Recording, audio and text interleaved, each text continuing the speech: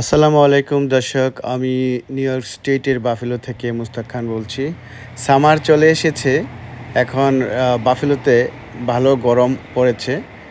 টুকটুক করে সামনের গার্ডেন এবং পিছনের ব্যাকইয়ার্ডের যে এগ্রিকালচারাল যেই প্রতি বছর টুকটুক করে করে থাকি বিভিন্ন রকমের ফসল, এগুলোর উপর ভিত্তি করে একটি ভিডিও করেছি আপনাদেরকে দেখানোর জন্য।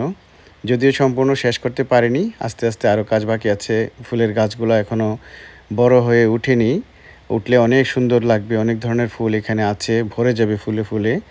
আমরা আসলে বাফেলোতে এসে আলহামদুলিল্লাহ যে নিউ ইয়র্ক সিটির চেয়েও ভালো আছি, এই কারণে যে আমরা শহরের অনুভূতি পাচ্ছি, দেশের বাড়ির অনুভূতি পাচ্ছি। মনে হচ্ছে যে আমি ব্রাহ্মণবাড়িয়াতে আছি, দেশের বাড়িতে আছি। পিছনের দিকে গেলে অনেকটা এরকমই মনে হয়। আমি ঘুরে ঘুরে দেখাবো এবং আমরা যে কাজগুলা আমি নিজের হাতে করে আমরা করেছি আমার ওয়াইফকে নিয়ে, বাচ্চা কাচ্চারা মহা খুশি।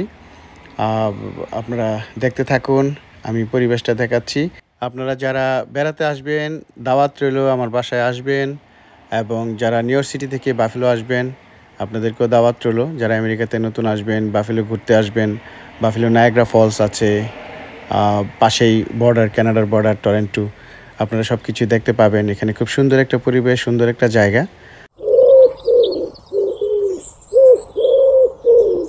রাতের দৃশ্য নিয়েছি। রাতের দৃশ্যটা, রাত বলতে আসলে এখন রাত 8টা, অনেকটা দিনের মতোই। কফি টাইম, আমরা কফি খাচ্ছি বাচ্চাদেরকে নিয়ে। এই মুহূর্তে একটু ভিডিও করেছি, আপনারা দেখতে পাচ্ছেন। রাতের দৃশ্যটাও বেশ ভালো, সুন্দর দেখাচ্ছে। বাফেলো আসার পরে আমরা সামার সিজনে বারবিকিউ পার্টি করে থাকি। প্রতিটা বাসাতেই করে থাকে, ব্যাকইয়ার্ডে করে থাকে। আর পিকনিক পার্টি তো লেগেই থাকে। বিভিন্ন ডিস্ট্রিক্টের পিকনিক পার্টি বিভিন্ন পার্কে আমরা করে থাকি। তো ব্যাকইয়ার্ডে যে বারবিকিউ পার্টি হয়, এখানে কিছু এনজয় করে থাকি। 8-10টা ফ্যামিলি একসাথে হয়ে আমরা মজা করি। ব্যাকইয়ার্ডে কিছু গানের অনুষ্ঠানও করা হয়। তো আজকে আমি দেখাচ্ছি যে আমি ব্যাকইয়ার্ডটা সাজিয়েছি এবার নতুন করে। আমি এখানে তো আর আসলে এত কাজের লোক পাওয়া যায় না, লেবার পাওয়া যায় না, নিজেরাই করতে হয়।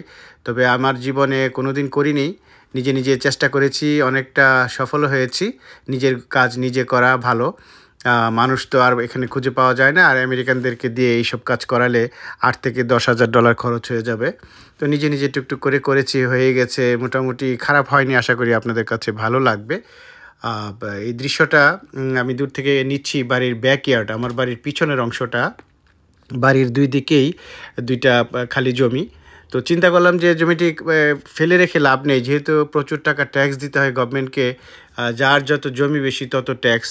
তো আমার প্রতি বছরে $8,000 ট্যাক্স দিতে হয়, US ডলার। যার ফলে বাধ্য হয়ে ইউজ করছি জায়গাটাকে, চেষ্টা করছি কিছু ফসল করার জন্য। ওই যে গাছ দেখছেন, আর প্রচুর ঘাস উঠে, ঘাসগুলা কাটতে খুব কষ্ট হয়। এই জন্য নিচে এক ধরনের কালো কাপড় বিছিয়ে তার উপরে মাটি ফেলে, বিভিন্ন রকমের সারের মাটি, গোবর সার, সবুজ সার, এই ধরনের ফেলে তারপরে কাজগুলো করতে হয়। তা না হলে ঘাসের জন্য আসলে অনেক কষ্ট হয়।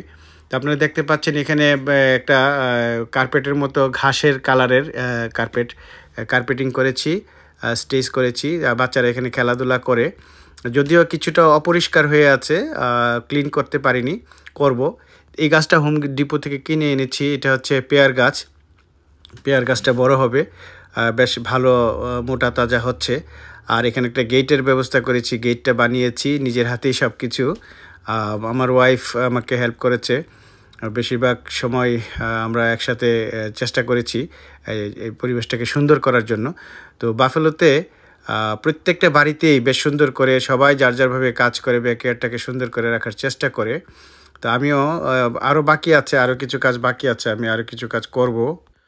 তো শুধু বাফেলো বলতে না, আমেরিকার প্রত্যেকটা স্টেটেই মানুষে চেষ্টা করে যার যার ব্যাকইয়ার্ডটাকে সুন্দর করে রাখার। আর নিউ ইয়র্ক সিটিতে, যেটা আমরা এতদিন ছিলাম, 10 বছর থেকে আসছি, নিউ ইয়র্ক সিটিতে কিন্তু সম্ভব না, এত বিশাল জায়গাও নেই। ছোটো ছোটো বাড়িঘর, ছোটো ছোটো রুম। এই জন্য খুব বড়সড় বাড়ি নিয়ে থাকতে হলে বাফেলোর মতো এইসব জায়গাতেই সম্ভব। এই যে আমার সামনের অংশটাও আমি সুন্দর করে একটা গার্ডেন করার চেষ্টা করেছি। ফুল গাছগুলা, এই যে গাঁদা ফুল দেখতে পাচ্ছেন, ঘাসটি যেন না উঠে সেজন্য কালো রঙের কাপড় বিছিয়ে এটার উপর মাটি ফেলে করেছি। এই গাছটা হচ্ছে বেশ সুন্দর একটা ফুল গাছ। এগুলা আর কিছুদিন পরে ফুলগুলো ফুটবে, গাছগুলা বড় হবে। কসমস ফুল থেকে ধরে বিভিন্ন রকমের ফুলের গাছ এখানে আছে। তো গাছগুলা আগামী 1 মাস পরে ভরে যাবে পুরো গার্ডেন, এবং অতিরিক্ত সুন্দর হয়ে যাবে গার্ডেনটা। হাইড্রেনজিয়া এই গাছগুলা বেশ সুন্দর, গাছগুলা ফুটবে কিছুদিন পরে, ফুল ফুটবে। তো আপনারা দেখতে পাচ্ছেন আমি ঘুরে ঘুরে দেখাচ্ছি আমার বাড়ির চারিদিকের অংশটা। আশা করি আপনাদের কাছে ভালো লাগবে। তবে গার্ডেনটা আসলে এখনও ক্লিন করা হয়নি, সুন্দর করে ক্লিন করতে হবে, ক্লিন করলে আরও ভালো লাগবে। আর প্রচুর ফুল ফুটবে। এই যে গাছগুলো উঠতেছে এগুলো প্রতি বছরই হয়, শীতের সময় মরে যায় কিন্তু আবার হয়। আর কিছু কিছু গাছ সিজনাল গাছ, এটা ওই কিনে নিয়ে আসতে হয়, সবসময় হয় না। গোলাপ গাছগুলো প্রচুর পরিমাণে হয়। তো আমাদের যেহেতু বাড়ির বয়স মাত্র 2 বছর, এই জন্য গোলাপ ফুলগুলো এত বেশি হয়নি। গোলাপ ফুলগুলো সময় লাগবে, প্রচুর গাছ লাগাতে হয়, সময় দিতে হয়, গার্ডেন করতে গেলে সময় দিতে হয়। তো চেষ্টা করি থাকার সাথে পাশাপাশি গার্ডেন করে এবং সুন্দর একটা পরিবেশ তৈরি করে সুন্দরভাবে থাকার চেষ্টা করি। তো বাফেলোতে প্রচুর বাংলাদেশি এসেছেন এবং সবাই যার যার বাড়িটাকে সুন্দরভাবে করার চেষ্টা করে। এখানে যে আশেপাশের বাড়ি দেখতে পাচ্ছেন, এখানে কম করে হলেও আমরা 10টা বাড়ি আছে বাংলাদেশি। এটা হচ্ছে চিত্তাওয়াগা, বাফেলোর চিত্তাওয়াগা শহর। তো চিত্তাওয়াগা থেকে বাফেলো বাংলাপাড়া আমার যেতে লাগে 10 মিনিট। ওইখানে আবার প্রচুর বাংলাদেশি একসাথে থাকে, হাজারে হাজার বাংলাদেশি বাড়ি। আর আমাদের এখানে একটু হালকা পাতলা, অনেক দূরে দূরে এক একটা বাংলাদেশি বাড়ি, আর বাকি সব হোয়াইটরা থাকে আমার আশেপাশে। আমার পিছনে যে একটা বাড়ি দেখতে পাচ্ছেন, ওইখানে বেশ কয়েকটা হোয়াইট বাড়ি। এর মধ্যে আমার বরাবর পিছনে, এই যে পিছনে হচ্ছে ক্যানাডিয়ানরা থাকে, তারা আবার ক্যানাডাতেও বাড়ি, টরন্টোতে। তো আমাদের সাথে ভালো সম্পর্ক, আশেপাশের যে পরিবেশগুলা, মানুষগুলোদের সাথে আমাদের ভালো একটা সম্পর্ক আছে। তো এই যে ব্যারিকেড দিয়ে এগ্রিকালচার করেছি, ফসল করেছি, ডাঁটা শাক হয়েছে, আমরা লাল শাকগুলো খেয়েছি, মাশাআল্লাহ বেশ ভালো। লাউ শাক, তারপরে সিম গাছ, এগুলো এখনও বড় হয়নি, আস্তে আস্তে হবে, মাত্র শুরু। তো এবার শীতটা বেশি দিন ছিল বলে গাছগুলা 2-3বার মরে গেছে, আবার নতুন করে এখন হচ্ছে। তো সিম গাছ, লাউ গাছ, এগুলা একটু সময় লাগবে, যেহেতু মধ্যে দিয়ে অনেক তুষার পড়েছে, তারপর ঠান্ডা পড়ে গেছে, এই জন্য গাছগুলো মরে গেছে। তো এখন এই যে হচ্ছে, গাছগুলা হলে তারপরে যদি লাউ সিম এগুলো ধরে, তো এগুলা খুবই টেস্টি হয়, বা একদম বাংলাদেশের মতো টেস্ট। তা আমি ব্যাকইয়ার্ডে এইরকমভাবে ব্রিজের মতো করে সাজিয়েছি, যেন বাচ্চারা দৌড়াদৌড়ি করে খেলতে পারে। খেলার জন্য এটা আসলে বানিয়েছি, কারণ বৃষ্টি আসলে আমার জায়গাটা একটু নিচু, পানি জমে যায়, যার ফলে বাচ্চারা খেলতে পারে না, শুকাতে 2 দিন সময় লেগে যায়। যার ফলে আমি এই যে এই অংশটায় কিছুটা পানি আছে, এই জন্য আমি এমনভাবে করেছি যেন হাঁটার একটা জায়গা হয়, সকালবেলা হাঁটতে পারি। যদিও বাফেলোতে বিশাল বড় পার্ক আছে, চিত্তওয়াগা পার্ক, সুইমিং পুল থেকে ধরে সব কিছুই আছে এখানে। এবং শুধু প্রত্যেকটা এলাকাতেই এখানে বাফেলো বলতে, আমরা বাফেলো বলতে শুধু বাফেলোকে চিনি, কিন্তু এখানে বাফেলোর আশেপাশে যে সুন্দর সুন্দর শহর আছে, ছোট ছোট শহর, যেমন চিত্তওয়াগা একটা শহর, তারপরে উইলিয়ামভিলে একটা শহর, এলমাস্ট একটা শহর, সিনেকা একটা শহর, তারপর হচ্ছে টানাউন্দা একটা শহর, লাকুয়ানা একটা শহর, ছোট ছোট শহরগুলো মিলে তারপর হচ্ছে বাফেলো আলাদা একটা ডাউনটাউন আছে, এবং বাফেলো আলাদা একটা বাংলাপাড়া আছে। দেপিউ একটা শহর, গ্যাসবিল একটা শহর। এখানে অনেক মসজিদও আছে, প্রচুর বড় বড় মসজিদ আছে। বাংলাপাড়ায় তো মসজিদের অভাব নেই। আমাদের বাসার পাশে মাত্র 4 মিনিট দূরে চিত্তওয়াগা মসজিদ। তো বেশ সুন্দর, সব কিছু মিলে বেশ ভালো একটা পরিবেশে আমরা আছি, আলহামদুলিল্লাহ। এয়ারপোর্টও খুব কাছে আমার বাসা থেকে, ইন্টারন্যাশনাল এয়ারপোর্ট মাত্র 8 মিনিট দূরে। আমরা যখন যেখানে খুশি আমাদের যেতে সময় লাগে 15 মিনিটের মধ্যে আমরা অনেক জায়গায় যেতে পারি, যেহেতু প্রচুর পরিমাণে হাইওয়ে আছে এবং লোকাল রোড। আমার বাসার সামনে যে রোড দেখতে পেয়েছেন, এটা আসলে একটা গলি রোড বলতে পারেন, এলাকার ভিতরের গলি রোড, মেইন রোড কিন্তু না। দেখতে মেইন রোডের মতো মনে হলেও বাফেলোতে বা এইসব এলাকাতে এই রোডগুলো এরকমই থাকে। হাইওয়ে বা বড় বড় রোডগুলো কিন্তু আরেকটু দূরে থাকে।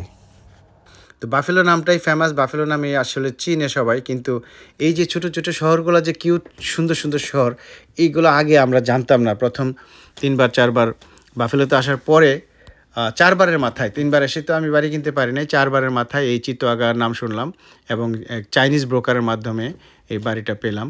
এবং প্রচুর ফলন হবে, অল্প ইয়েতেই হয়ে যায়, একটু সেবা যত্ন করলে আপেল, পেয়ার, আঙুর। তো আঙুরের চাষও পিছনে আমার অনেক জায়গায় খালি পড়ে আছে, আপেল পেয়ার এগুলো করব।